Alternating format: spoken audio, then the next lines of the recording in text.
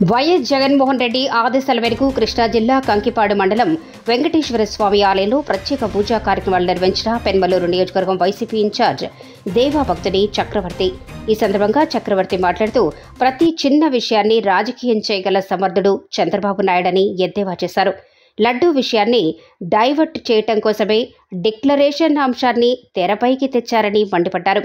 దేవుళ్లకు కూడా రాజకీయ రంగు పులిమి కులమతాల మధ్య చిచ్చు పెడుతున్నారని, అటువంటి వాటిని ఉపేక్షించబోమని హెచ్చరించారు. రాజశేఖర రెడ్డి గారి తనయుడైనటువంటి జగన్మోహన్ రెడ్డి గారి కాలం వరకు కొనసాగుతూనే వచ్చింది. ఇవాళ డిక్లరేషన్ అనేది మాట్లాడుతూ ఉంటాడు. ఈ టాపిక్ని లడ్డూలు టాపిక్ని డైవర్ట్ చేసి డైల్యూట్ అయిన సందర్భంలో మళ్ళీ డిక్లరేషన్ తోటికి వచ్చాడు.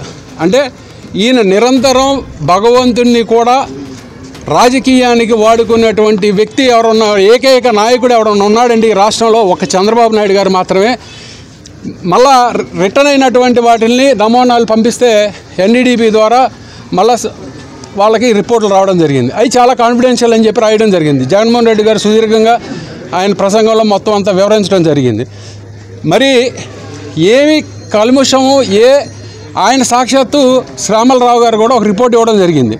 ఏమనంటే ఆయన రిటర్న్ రిపోర్ట్ ఇచ్చారు, సంతకాలతో స్వహస్తాలతో సంతకాలు పెట్టినటువంటి రిపోర్టు గవర్నమెంట్కి అందజేయడం జరిగింది. ఏమని పేర్కొన్నారంటే కలుషితమైనటువంటి 4 ట్యాంకర్లు రిటర్న్ చేయడం జరిగింది.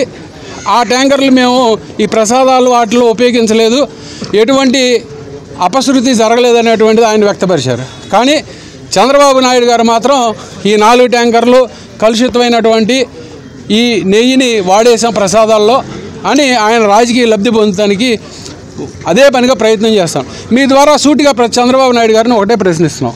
అయ్యా చంద్రబాబు నాయుడు గారు, ఇంత రాజకీయ కుట్రలు ఇంత కుతంత్రాలు పందిన నువ్వు ఒకే ఒక క్వశ్చన్ అడుగుతున్నావు. టెండర్ ప్రక్రియ ద్వారా లబ్ధిదారులైనటువంటి వాళ్ళు నీ కాలంలో సప్లై చేస్తే చూడవలసిన బాధ్యత ఎవరిది? మీదా, జగన్మోహన్ రెడ్డి గారిదా? ఇంకా బాక్రిస్తా జగన్మోహన్ రెడ్డి గారే కారకులు, జగన్మోహన్ రెడ్డి గారే దీన్ని మొత్తానికి సృష్టించాడు, ఆయన హైందవుడికి వ్యతిరేకి అని దేవుళ్ళు కూడా రాజకీయ రంగు పులివి కులాలకి మతాలకి మధ్య చిచ్చు పెట్టేటువంటి సందర్భం ఈనాడు కొనసాగుతూ ఉంది. అందుకని మంచి బుద్ధి ప్రసాదించాలని, ఎందుకనంటే చంద్రబాబు నాయుడు గారికి సుమారు 74 ఏళ్ళు వచ్చేసినాయి. ఇవాళ ఆయన ఎంత చెప్పినా మారే పరిస్థితి ఉండదు.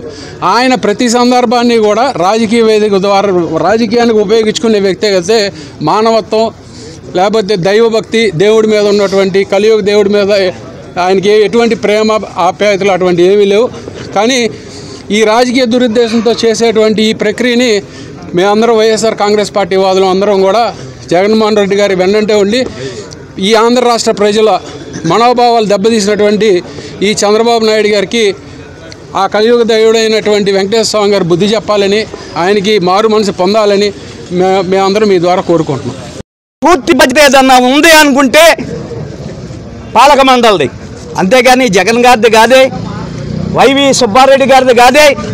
దాని మీద మాట్లాడకుండా జగన్ గారికే ఆపాదించడం అనేది నీ యొక్క 100 రోజుల పరిపాలన వైఫల్యాన్ని కప్పిపుచ్చుకోవడానికి మాత్రమే ప్రస్తుతం ఈ ఇష్యూని తెర మీదకి తీసుకొచ్చావని, ఇలా నీ వైఫల్యాన్ని కప్పిపుచ్చుకునే పరిస్థితి ఎన్నాళ్ళు సాగదని, రానున్న కాలంలో నీ ప్రభుత్వం యొక్క వైఫల్యాలని, నీ ఏదైతే పేద ప్రజలకి సౌకర్యాలు అందిస్తాం, సూపర్ 6 ద్వారా ప్రజలకి సంక్షేమ కార్యక్రమాలని, అభివృద్ధి కార్యక్రమాలని అందజేస్తానని ప్రకటించి వైఫల్యం చెందావు.